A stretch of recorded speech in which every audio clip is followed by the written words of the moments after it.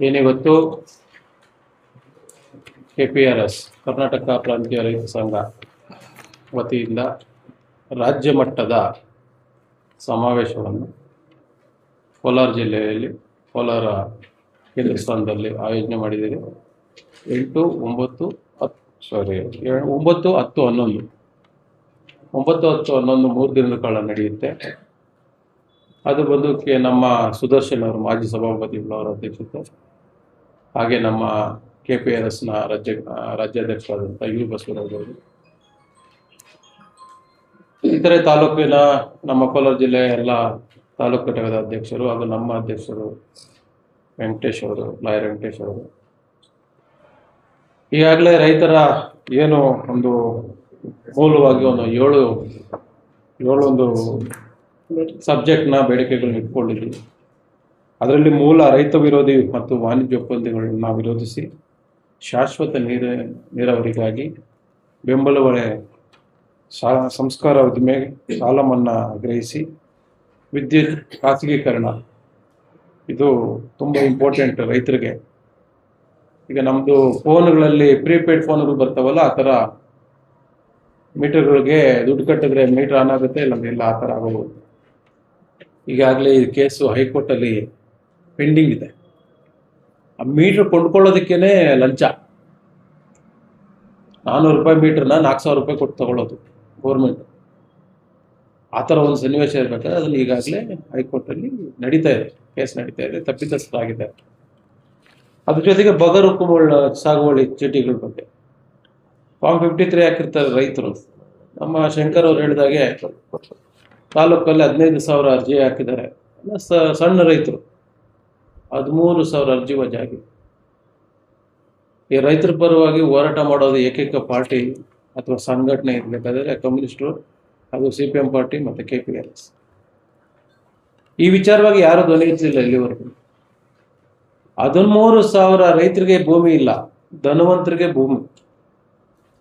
ಅವನು ಎಲ್ಲಿ ಇರ್ತಾನೋ ಏನು ಮಾಡ್ತಾನೋ ಗೊತ್ತಿಲ್ಲ, ಅವನ ಭೂಮಿ 2 ಎಕರೆ 3 ಎಕರೆ ಹಂಚಿಕೆ ಆಗೋದು. ಇವತ್ತು ಆ ವಿಚಾರವಾಗಿಯೂ ಸಕ್ರಮವಾಗಿ ಬಗರ್ ಹುಕುಂ ಸಾಗುವಳಿ ಚೀಟಿಗೆ ಯಾರು ಅರ್ಜಿ ಹಾಕಿರ್ತಾರೆ ಅಂಥವ್ರಿಗೆ ಭೂಮಿ ಕೊಡಬೇಕು ಅನ್ನೋದ್ರ ಬಗ್ಗೆನೂ ಇದು ಸಬ್ಜೆಕ್ಟ್ ಇದೆ. ಜೊತೆಗೆ ಅರಣ್ಯ ದೌರ್ಜನ್ಯ ಅಷ್ಟಿಷ್ಟಲ್ಲ, ನೀವೆಲ್ಲ ಇತ್ತೀಚಿನ ದಿನಗಳಲ್ಲಿ ನೋಡಿರ್ತೀವಿ. ಮೊನ್ನೆ ಹೇಗೆ TVಯಲ್ಲಿ ನೋಡ್ತಾ ಇದ್ದೆ, ಸುಮಾರು 25-30 ವರ್ಷದಿಂದ ಬೆಳೆದಂಥ ಮಾವಿನ ಮರಗಳನ್ನ ಕಟಾವು ಮಾಡ್ತಾರೆ. ಈಗ ಅರಣ್ಯ ಇಲಾಖೆ ಅದೇನು ಅರಣ್ಯ ಬೆಳೆಸುವಂಥದ್ದು, ಇವ್ರೇನು ಮಾಡ್ತಾರೆ, ಭೂಮಿನ ಲೆವೆಲ್ ಮಾಡ್ಬಿಟ್ಟು ಫೆನ್ಸ್ ಆಗ್ತಾ ಇರ್ತಾರೆ.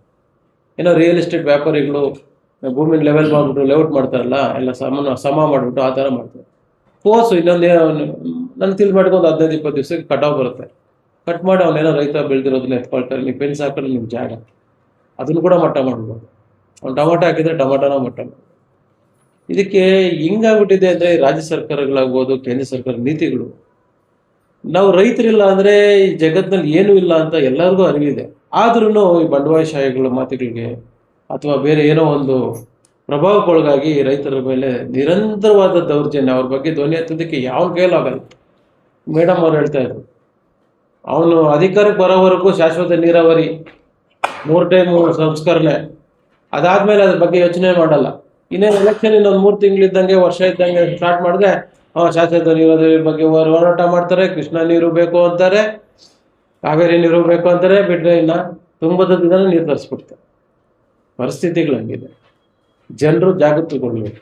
ಇವತ್ತು ತಾಲೂಕಿನಲ್ಲಿ KPRSನ 50 ಘಟಕಗಳಿಂದ ಸುಮಾರು 2,500 ಜನ ಆ ಸಮ್ಮೇಳನಕ್ಕೆ ಬರ್ತಾ ಇದ್ದಾರೆ 9ನೇ ತಾರೀಕು. ಅದೇ ರೀತಿ ಎಲ್ಲ ತಾಲೂಕುಗಳಿಂದ 6 ತಾಲೂಕುಗಳಿಂದ ಸುಮಾರು 15,000 ಜನ ಸೇರುವಂಥ ದೊಡ್ಡ ಮಟ್ಟದ ಕಾರ್ಯಕ್ರಮ.